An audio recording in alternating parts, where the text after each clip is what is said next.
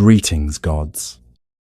And this shadow belongs to Ariadne, the girl who gave Theseus the way out of the labyrinth, and woke to find no way back for herself. There is a morning when you wake up, and both shores are gone, the one you burned, and the one you burned it for. She woke up on that morning 3,000 years ago. And in 3,000 years, no one has ever agreed on what she became. Everyone remembers the man who escaped the labyrinth.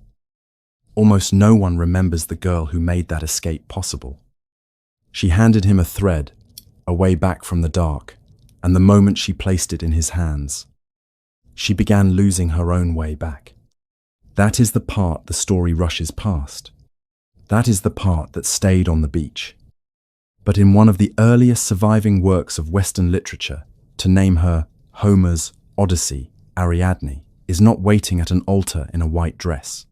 She is not gazing at a crown of stars, a grateful god placed in the sky for her. She is underground. Odysseus travels to the place the dead go, and among the shadows he sees her Ariadne, daughter of Minos. Not a bride, not a goddess, a shadow. One of the earliest surviving texts to name her placed her beneath the earth and gave her no explanation. How did the girl of the happy ending end up there? And the older question, the one that does not expire, what does a person become after the morning they wake up and find that both shores are gone? To answer that, we go back to a palace above, a sound that everyone in the building had learned not to hear. The palace had learned not to hear it. Not the servants, they heard it. They heard it and they walked faster through the corridor. Eyes forward. Sandals clicking on stone. Suddenly finding urgent business at the other end of the hall. Do not look at the floor. Do not slow down. Do not let your face do anything that would require explaining later. Ariadne heard it too. She had been hearing it since she was young enough to press her ear to the cold stone and wonder what lived below. Old enough now to know, still young enough to remember when she didn't. The servants heard it and walked faster. Ariadne heard it and stayed still. Because she knew the sound had a name. The palace had simply refused to say it. Her father was Minos, king of Crete, son of Zeus, holder of the oldest and most feared maritime power in the Aegean. This is not background. This is the air she breathed.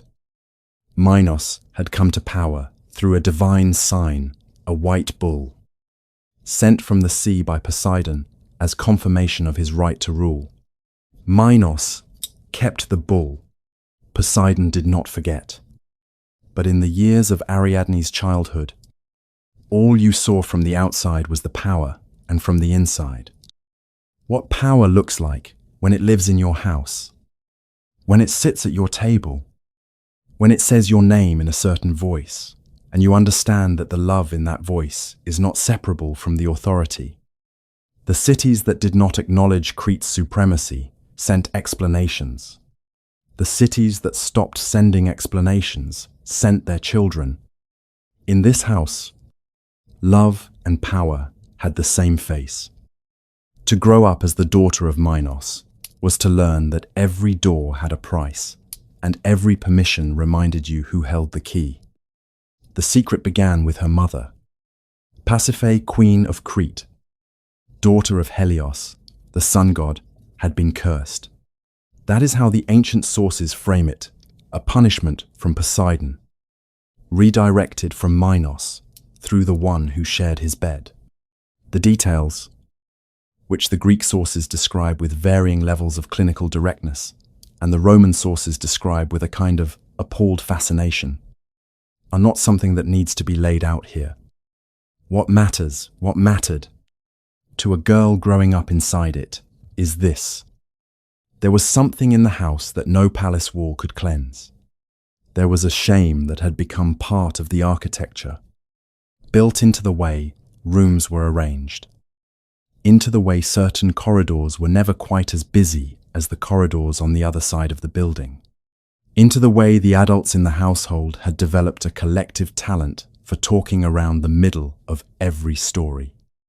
Her mother's secret had become the bones of the house. She had been taught to speak around the center, to arrange her face when the occasion required it, to know the thing, and also know that knowing it did not give her permission to say it. The secret did not end with her mother. Secrets in royal houses rarely end where they begin. There had been a child, not the kind of child anyone had planned for, not the kind of child that fit into the story Crete was telling about itself. He was her brother. He had been born inside the shadow of the shame. And what he was, what he had become, through whatever alchemy of curse and consequence the gods had arranged, was not what the palace could contain at the level of the ground floor. So they took him below. They built him a home beneath the palace, a structure so intricate, so deliberately disorienting, that nothing placed inside it could orient itself enough to find the exit. The greatest architect of the age designed it. His name was Daedalus. Here the Iliad, Homer's epic of the Trojan War, pauses for a moment in the middle of a long passage describing the shield of Achilles. And it mentions something strange, that this same Daedalus, in Knossos, once made a dancing floor for Ariadne. Not the Labyrinth. The Iliad gives him to her differently. Later, traditions would connect Daedalus to the maze, the same craftsman's genius behind both structures. But in the Iliad, the detail preserved is this a dancing floor made for her, in the city where she lived. One hand, in the memory of myth, built a place where she could move, and a place where her brother could not. She had grown up above a secret that everyone obeyed by the act of not naming it.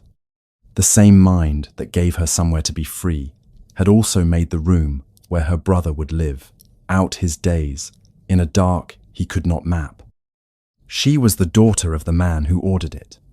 She was the sister of the one inside it.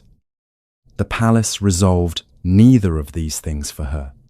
She carried them both, because children carry what the house hands them. Then came the ships. Every cycle of years, the accounts differ on whether it was 3, 7, or 9. The number matters less than the ritual the city of Athens sent tribute to Minos. Not grain, not gold. Young people, 7 young men and 7 young women, chosen by lot from the families of Athens, loaded onto a black-sailed ship, sent across the Aegean toward Crete. They came down the gangplank at the harbour. The precise nature of what waited for them is something the sources manage carefully. What went into the labyrinth did not come out of the labyrinth. Beyond that, the details vary. And perhaps the details are not the point. The point was the ritual. The point was that Athens sent its children and Crete received them, and everyone involved understood what it meant, even when no one said it plainly. Ariadne watched from the wall. They were her age. Some of them, a few looked younger. They walked with the specific kind of composure that people adopt when they have decided to be brave, because there is nothing else left to decide. They went down toward the sound beneath the floor. The door closed. The palace continued not to hear. She had watched this before. She would watch it again. How many times can you stand on a wall, watching people your own age disappear into the architecture of your family's shame, before the palace starts to feel like a kind of maze too? The ship was coming again. In the distance, a black sail. On the ship, 14 more young people coming toward the sound under the floor. And standing at the prow, she could see him from the wall, even at this distance, one who was not bowed. Every head on the ship was bowed. Every head except one. He stood at the prow, the way certain people stand, in places designed to diminish them upright. Unhurried, present in a way that the space around him had not yet managed to interfere with. Not defiant, not performing courage, just not yet convinced that the situation required him to become smaller than he was. His name was Theseus, son of Aegeus, king of Athens. He had placed himself on the tribute ship, voluntarily, or so the accounts say. In the way that accounts say such things when a man has chosen a dangerous thing, and the story wants you to understand that the choosing was the point. He had come to kill the Minotaur, or so he told himself. Or so the story tells us he told himself. These are not always the same thing. Ariadne, watching from the wall, had seen tribute ships arrive before. She had seen the 14 come down the gangplank. She had watched their faces arrange themselves into the only expression available when you are walking towards something you cannot walk away from. Theseus did not have that face. Not because he had no fear. Fear is not the issue here. And pretending it is would be too easy. But because whatever fear was present in him had been placed in a different order of priority, he was not operating by the logic of the palace. He was not behaving like someone who understood that in this place. Fear was the appropriate and expected response, and deviation from it would be noticed. He walked like someone who had not yet been informed of the rules of this particular building.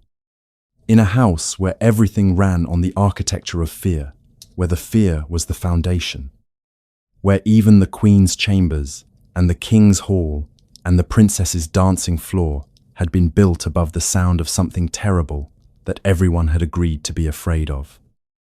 A man who had not been informed of the rules looked like an opening. Not yet a person. Not yet a story. An opening. The first she had seen that faced outward. She went to him. The sources give this to us in their characteristic, matter-of-fact way, the way ancient texts treat the hinge points of lives as if they were merely logistical, and tell us that she went to Theseus and offered to help. She brought a ball of thread. Not a weapon. He already had a weapon. Not a map. The labyrinth defeated maps. That was the point of the labyrinth. That was what the genius of Daedalus had built into it, a space where the rules of navigation failed, where the mind's ability to hold a path became the first casualty of the dark. She brought thread. A ball of thread. Functional description. Something you hold at one end, while someone follows it into the dark at the other. A way of marking where you have been. A way of knowing, when everything around you has lost its direction, that somewhere at the end of this line is a place you can return to. Its purpose was singular, to know the way back. She handed him a way back. The condition take her with him, when he left and he would leave. She needed that to be understood. She needed the promise to be explicit when the ship left Crete. She would be on it. That was the deal. Not love. Not yet a word like that. A deal. An exchange. A thread for a future. He agreed. And here, the ancient sources give us the action and trust us to hear what is underneath it. They do not tell us what she was thinking. They do not have to. Part 1 already told us. The palace above the sound. The father whose love was conditional. The brother whose existence was managed as a problem of architecture. The 14 young people whose faces she had catalogued across the years. Watching from the wall. The dancing floor and the maze. Built by the same hand. One for her body's freedom. One for her brother's permanent confinement. She did not know Theseus. She knew the house behind her, and sometimes that is enough to make a stranger look like a door. And maybe the thread was not only for him. Maybe it was the first line she had ever drawn away from her father. Maybe she was not only giving him a way out, maybe she was testing whether out was possible at all. That night, Ariadne did not go into the labyrinth. She stood at the entrance, the great carved opening in the stone at the palace's base, the mouth of the structure that had swallowed her brother and every tribute ship's cargo for years, and she held the end of the thread. The other end went into the dark in the hands of Theseus. She felt it unspooling through her fingers, the pull of it going deeper, foot by foot, into the architecture of the secret her family had built below the floor she walked on.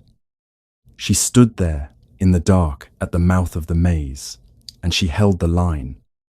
At the far end of it, a man she had met that afternoon. Further below her feet, somewhere in the dark, the brother, hidden under her house. The brother whose death her thread had made possible. The thread tightened, then slackened, then tightened again. Somewhere beyond the dark, somewhere at the end of the line she was holding. The house became quiet in a way it had not been quiet in years. Then, footsteps, coming back, following the thread. Theseus emerged. He was alive. The labyrinth had released him. She had released him. The labyrinth had released him, and she had just run out of reasons to stay. They ran. The accounts include, in their brisk way, that the Cretan ships were sabotaged, hulls compromised, sails damaged, the pursuit made impossible before it could begin. Someone made sure that Crete could not follow. She crossed the threshold of the palace for the last time. The threshold did not close loudly behind her. It only disappeared. There is no dramatic backwards glance in the sources that is a later addition. Cinema's gift to the story.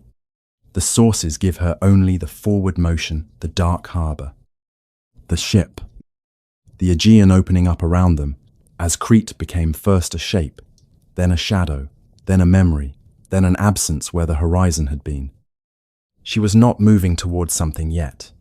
She was moving away from everything she had known. And the thread knew how to lead a hero back from the dark. It did not know how to lead a daughter back to her father. But that felt fine. Right now, the not knowing, it felt, for the first time in a long time, like something she could afford. The island appeared at dawn. Naxos, that is what the later traditions call it. The most common name in the most common version, an island in the Cyclades. A day's sail from Crete in the right wind. They came ashore for water, for rest. The sea was the colour of the hours before the colour of the day has fully decided what it wants to be. Calm. Ariadne lay down on the shore. She had not slept properly in days, not since the decision, not since the thread, not since the night at the palace entrance, holding a line into the dark and understanding with her whole body what she was choosing. But here, the weight was gone. Behind her, the palace, the sound under the floor, the father, with his conditional love. The brother she had helped to a death she could not name as hers, but could not entirely separate from her hands either. Ahead of her Athens, the life she had not lived yet, the person she had not become. She slept. She slept the sleep of someone who has, for the first time in longer than they can accurately remember, allowed themselves to believe that things might be all right. Her hand moved before she did. This is how it happens in the body. The mind is still inside the last dream, still operating in the world where everything is fine, and the hand moves on its own toward the warmth that should be there toward the weight, the breath, the presence that was there when sleep arrived. Her hand moved to the other side. Cold sand. She was not awake yet. Not fully. The mind catches up more slowly than the hand when the news is this particular kind of bad. She lay still. Her hand swept the empty space again, because the body is slower than the truth slow. Careful, as if thoroughness might change the result. It did not. She opened her eyes. The sky was enormous, the white of early morning, vast and indifferent, spread out above her without edges. She sat up. The beach, the island, the water, still and silver, stretching in every direction. She looked at the space beside her, and then she did not look at it again. The sand kept the footprints better than he kept the promise. 2 sets of tracks led down to the waterline. 1 set came back. She followed them with her eyes. First, the eyes will do this. The eyes are still hopeful. The eyes are still trying to make sense of a picture that the rest of the body has already begun to understand. And then she followed them with her feet. Because maybe there was an explanation. Because maybe she had missed something. Because maybe, and this is the maybe that everyone who has ever woken up like this will recognize, because maybe there was no explanation at the waterline. There was only the water and the horizon, clean and unbroken, that had recently swallowed a ship. She stood at the waterline. She stood there long enough for the water to reach her feet twice. The ship was gone. Not distant, not delayed, gone. She ran.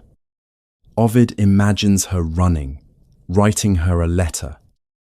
Centuries later, in his Heroides, his book of letters, from abandoned women to the men who left them, and what he gives her is motion. Uphill, fast, bare feet on stone. She climbed to where she could see more of the horizon. She was looking for a sail. There was a sail. Small, already small. Already on the other side of small. Already in the country of nearly invisible, where the eye has to work. She took the cloth. Ovid gives her cloth. Something white. Something that can be seen from a ship, if the ship is looking, and she waved it. She waved it toward the small sail. The sail continued to move away. She kept waving. The cruelty of it, and this is a cruelty that requires no villain, requires only physics and distance, and the direction of the wind. The cruelty of it was that the sail did not vanish at once. It became smaller while she was still looking. She was still looking when she could no longer make it out. She was still holding the cloth. Catullus, writing in the 1st century before the Common Era, gives her the Latin word for him, immemor, the one who forgets. He woke from the sleep of that night, and he remembered the oars. He remembered the departure.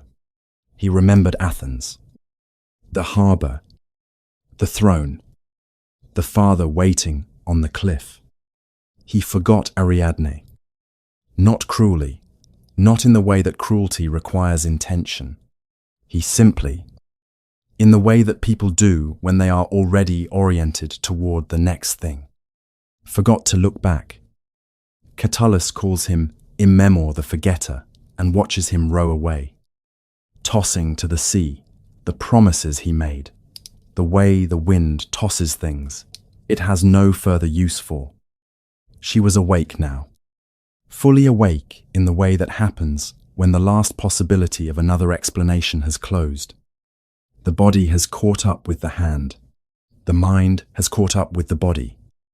She understood what she was looking at. And here is what Catullus preserves. Here is what makes his version more than a record of sorrow. She did not only weep. She spoke. She spoke to the sea. She spoke to the wind. She spoke to the waves in the way that people speak when they need to put language around a thing, in order to make it real, and in order, maybe, to make it smaller than it would be if it stayed wordless. Where do I go back to? That is the question she asked. Not why did he leave? That answer was already clear in the shape of the horizon. But where? Back to Crete. Back to the father she had abandoned. Back to the harbour where she had watched tribute ships arrive. Loaded. And leave empty. Back to the palace above the Sound. Back to the Sound itself, the brother hidden under her house. Now dead at the far end of her thread. She had not killed him. That is true. The hands that held the sword were Theseus's hands.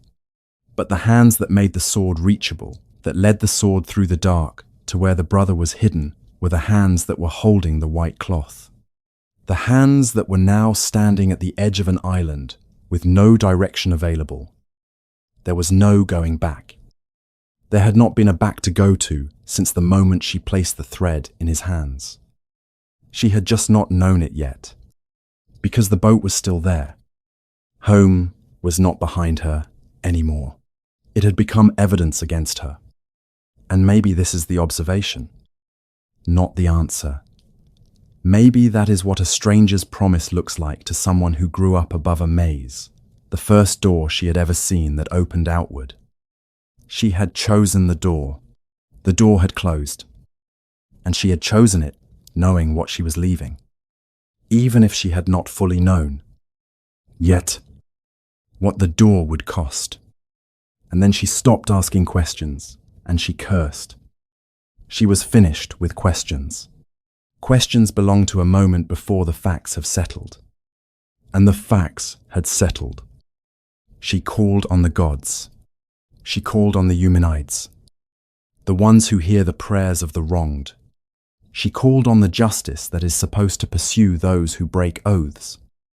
Let the forgetting you brought here, she said, let it follow you home. Let what you were capable of doing to me reveal what you are capable of forgetting. And let the forgetting cost you what it cost me. Catullus writes that Jupiter heard her, that the father of the gods, the highest of the high, turned his face toward her words and nodded. The nod of a god is a quiet thing. It does not arrive with thunder.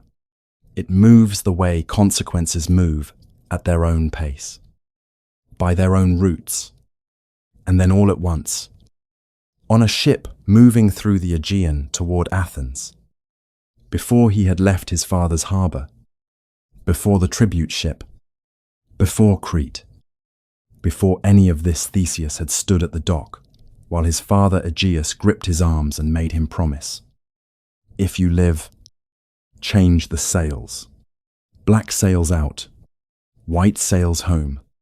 Let me see, from the cliff where I will be watching, from the moment you left until the moment you return, that my son is alive.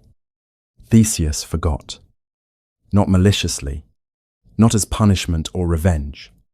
He simply, in the way that people consumed by what they are moving toward, forget the things they are leaving behind. He simply did not think of it. The black sails stayed up. Aegeus had been waiting on the cliff since the ship left. Every morning to the cliff.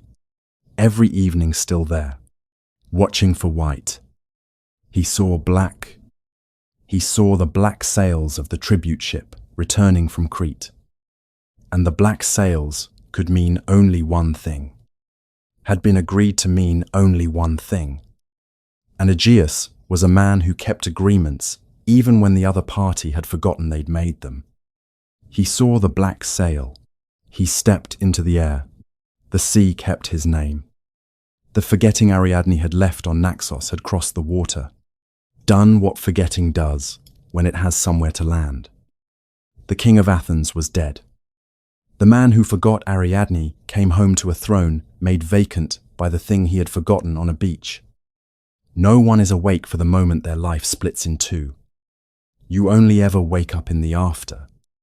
She woke up in the after, still on the island, the sea still calm, the horizon clean and empty in every direction she could see, and nowhere in either direction, no matter how far she looked, was there a shore that still belonged to her? Here is where the story stops being one story. The accounts keep going. They have not agreed. In 3,000 years. On what came next. There are 4 doors. The first door is made of thread. Plutarch, collecting contradictions with the care of someone who understands that disagreements are information, records a tradition in which Ariadne does not leave the island alive. The girl who braided a thread into a path, who held the end of a line in the dark while a stranger followed it into places she could not follow, is given. In this tradition, another cord, the same material, a different purpose. The text closes quickly, so should we. The second door is quieter than the others. Plutarch mentions a man named Oenorus, a priest of Dionysus on the island. She stayed. She lived with him. The text gives her one line. Ruth. Perhaps. A water a table where morning returned, whether she was ready for it or not. No punishment for Theseus. No divine rescue. No crown of stars. Just, she continued. The line does not say whether she was well. It says only that she was. And the stopped sentence is its own comment on what the world considered worth recording about what became of her. The third door is the cruelest one. It is the cruelest one because it removes the villain. This version comes from a man named Paeon of Amathus, preserved in Plutarch's careful archive of disagreements. In this version, Theseus did not choose to go. A storm arose while the ship was anchored offshore. Theseus was forced out to sea, not departing, not abandoning, but caught by the indifference of weather, which does not accommodate human timing or human promises, or the fact that someone is pregnant on the island and needs you to come back. She was pregnant. That is what this version tells us. She died before the ship returned. The version gives us no villain, only weather, distance, and the handful of days between need and arrival that no love could have closed. Theseus returned to find the grave. He had not forgotten. He had been held. He had been trying. He arrived to find that trying had been insufficient by the measure of days, a handful of days, a particular arrangement of wind and wave that no love and no intention could have navigated differently. In his grief, and the sources give him grief here, they give him grief because he earned it. He paid for a festival in her honor. The people of the island held ceremonies for her. She is still remembered there. A festival, because the man who loved her came back in time for the funeral. There is no one to be angry at in this version. There is only the interval, the days between when she needed him and when he arrived. Some lives are not destroyed by betrayal. They are undone by the arithmetic of timing, by the storm that came on the wrong day, by the passage of time that cannot be reasoned with. This version does not offer the relief of an enemy. It offers only the harder understanding that sometimes the shape of a loss has no face you can accuse. The fourth door is the most beautiful, and beauty, in myth, does not always mean repair. One tradition, Hesiod, working in the 7th century before the Common Era, one of the oldest sources we have, tells it this way. A god came to the island, Dionysus, the god of wine and transformation, and the spaces between what is and what could be, found her on the shore, found her alive, took her as his wife, and Zeus himself, the father of the gods, the highest of the high, the same god who had nodded when she stood at the water's edge and cursed the one who forgot her, granted her immortality. She would not age. She would not die. Hesiod writes it precisely as a gift between gods, Zeus granted immortality to her. For him, for Dionysus. 3 words. For him. Sit with those 3 words for a moment. The gift was given in her name. The recipient, in Hesiod's framing, was the god she had married. Later, Roman writers, scholars of the sky, added the crown. Her wedding crown thrown into the sky and fixed there the corona borealis. The northern crown, a circle of stars visible on clear nights, still circling the same sky that watched her wave the cloth at the disappearing sail. Beautiful. And still she was on the beach. She woke up in the sand. She ran up the hillside barefoot. She held the white cloth and waved it at a sail that was becoming smaller until it was gone. Does immortality heal that morning? Does a crown of stars reach back through time far enough to tell the woman in the cold sand that it will be all right? That a god is coming? That what looks like the end is the beginning of something she cannot yet imagine? The texts do not answer. Hesiod gives her the stars. He does not ask how she felt before the god arrived. And then there is Homer, the oldest surviving layer we can still read. After all 4 doors, the closed one, and the quiet one, and the cruel one, and the beautiful one, you arrive at the source that precedes them all. Odysseus, in the Odyssey, travels to the underworld. He stands in the place the dead go, and he sees the women of the heroic age gather around him: Tyro, Antiope, Alcmene, Iphimedea, the great figures of a world that is already passing. Among them, Ariadne, daughter of Minos, there, in the dark. And Homer says carefully, in one of the earliest surviving works of Western literature, to name her that Artemis killed her, on an island called Dia. Later tellings would remember the beach as Naxos. Homer gives it another name. The wound does not change, because of the testimony of Dionysus. That is all. The goddess, the island, the testimony, the death. Homer does not explain the testimony. He does not tell us what Dionysus said. He does not tell us whether it was accusation or witness, or a kind of claim that the ancient Greek had a word for, and we have lost. He gives us the name, and the name he gives alongside her death is the same name that later tradition places alongside her rescue. The same name, both places. In the later happy ending, Dionysus finds her. In Homer, his name stands beside the mystery of her death. Homer does not reconcile this.